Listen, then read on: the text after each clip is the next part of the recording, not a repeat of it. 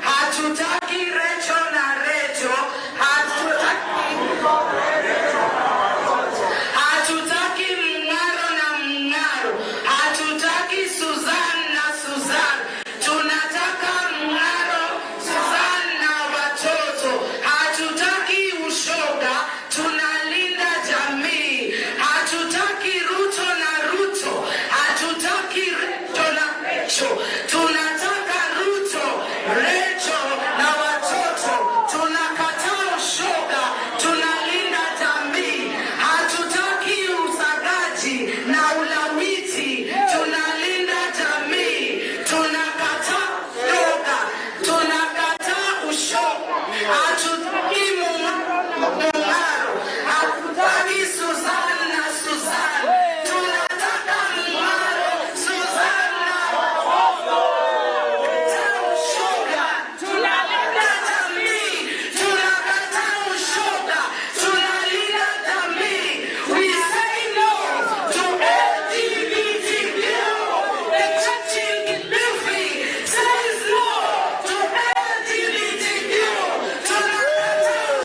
Na kuna mambo tungetaka kupasasha kwa ajili ya serikali yetu kuu, na haswa kwa ajili ya mambo ya ushoga, mambo ya usagaji, na kama maadili yetu kama watu wa Mungu tunataka tuikatae.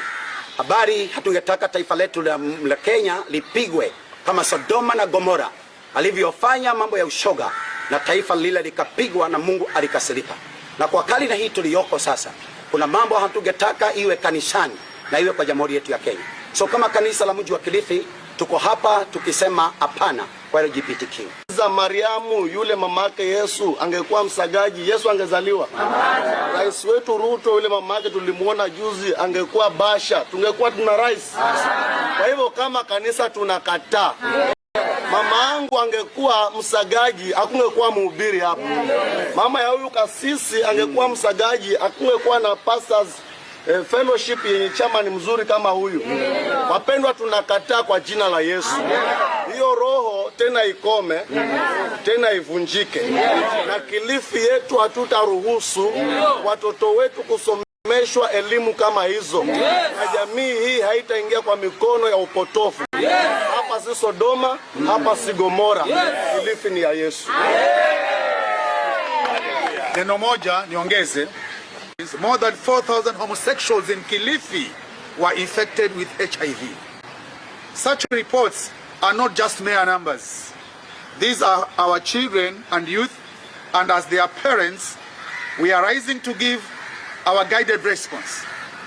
We are aware of 3 gateways through which our children are being sexualized.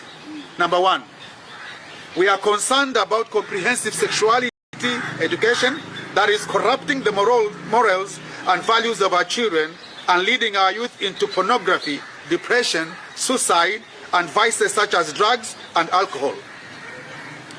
We are aware that comprehensive sexuality education programs developed in Western countries and exported to Africa often present sexual pleasure as a right for children. Instruct children how to give and receive sexual pleasure, promote abortion, promote homosexual sex, degrade traditional family values, and promote transgender theory, which teaches children that their body does not determine whether they are male or female. Make children activists for LGBTQ+ ideology. We know there are plans to roll it out in our schools, and we disapprove of this move. Yes.